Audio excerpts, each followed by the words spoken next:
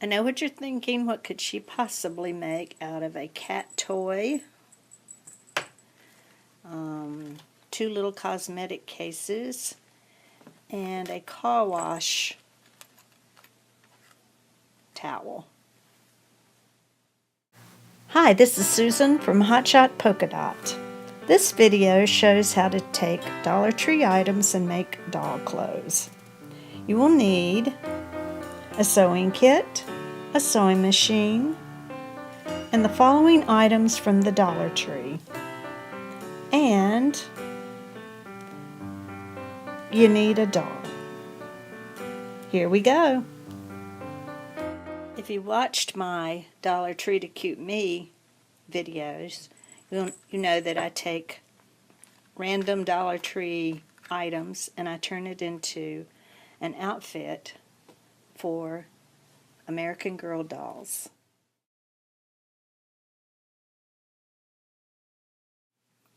Okay, the first thing I did was take apart the little cosmetic bag. So you've got two sides, a zipper, and some fringe. I've used my pattern that I've listed on Etsy to draw the shoe part of the boot. I've used the sole pattern to draw the insoles and the outer soles. I've used a playing card, and this is some a sheet of foam. Okay, I ran a stitch about 1/4 of an inch around the top part of the shoe, and another stitch about 1/8 of an inch from the penciled line. I also ran a stay stitch on the upper part of the boot, about a little less than 1/4 inch. I've clipped the curve so that it'll lie flat. I've also clipped this area because I'm going to be curving it around this area of the shoe, and I clipped this area. I pinned the shoe part to the upper part of the boot, and I made sure that I pinned within the seam because I didn't want extra pinholes in the I guess that's pleather. And then I'm going to sew right on this stitch. The next step is to decide how high you want the boot, and I think I'm going to sew just right above the fringe so that my boot comes to about the knee. If you can't find this particular cosmetic bag, all you need is this lightweight leather looking fabric, and you can cut your own fringe.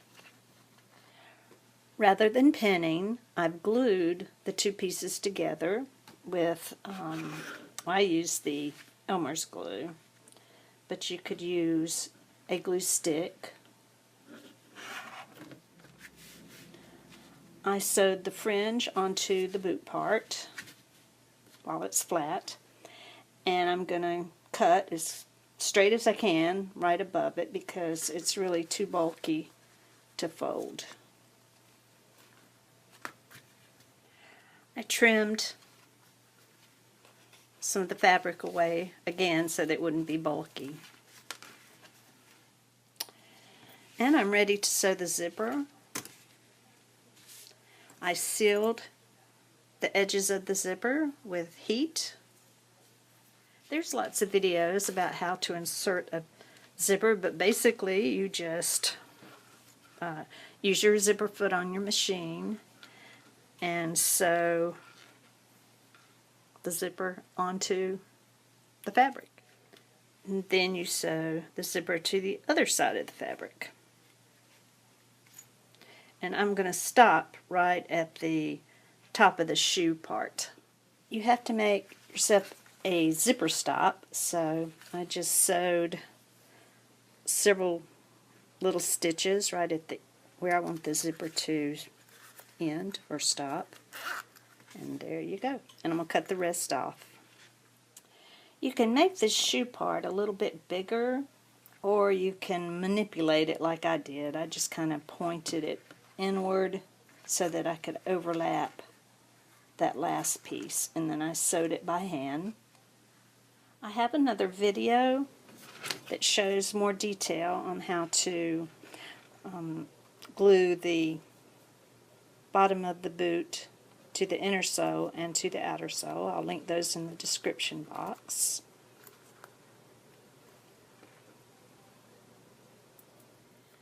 And here are the shoes.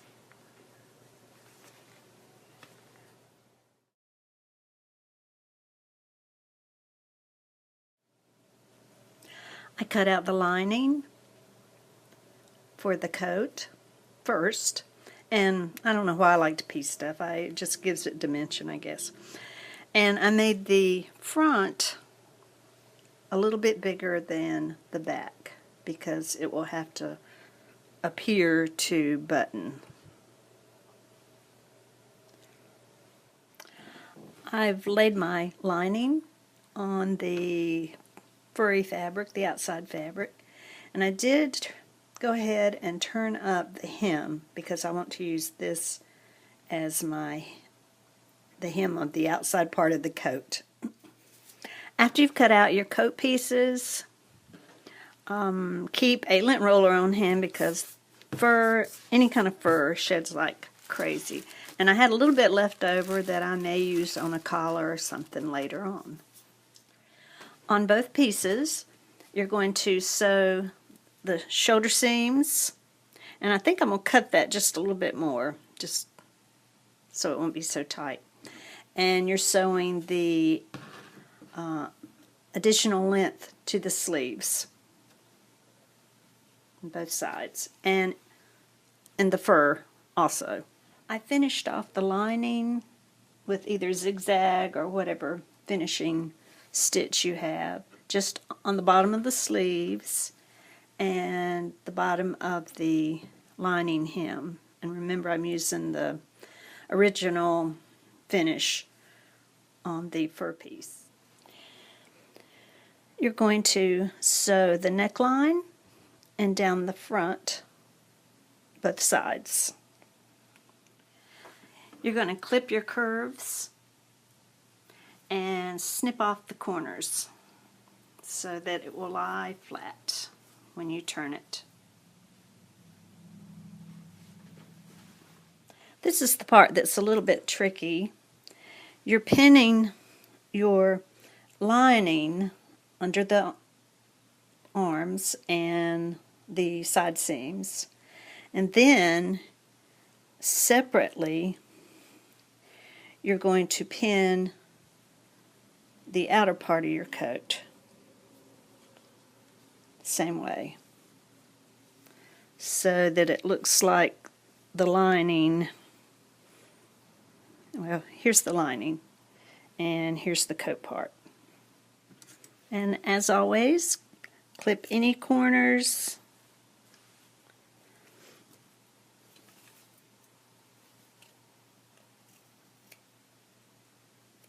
as close as you can to the seam. You turn everything to the right side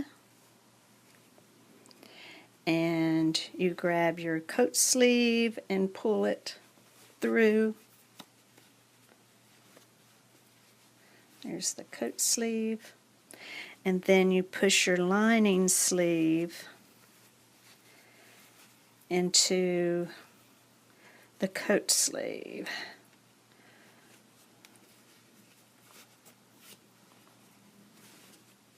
And there's your little coat.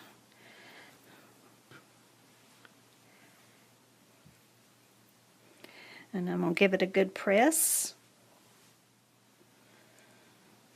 Alright, I've top stitched around the neck, and I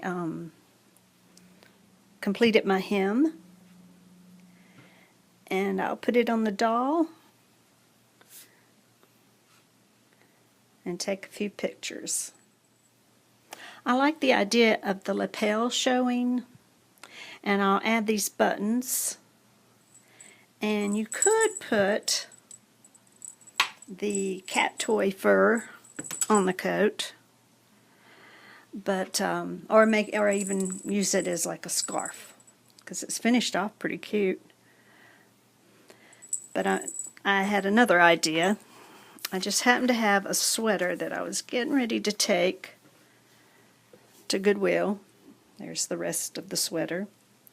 So I took the sleeve, and I'm just going to cut it off right there.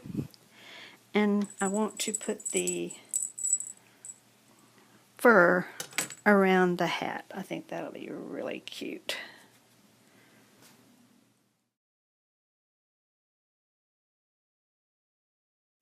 Here's the construction of the hat. You just sew kind of a curve and turn it to the right side and put it on your doll. And you can manipulate it a little bit.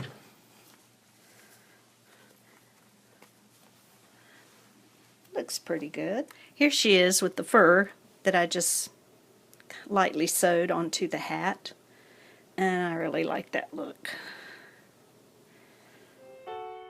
It rarely snows in the south, and it's very rare to get snow in March, but we got about 2.5 inches, and most of it had melted by the time I took the doll's pictures. Thanks for watching.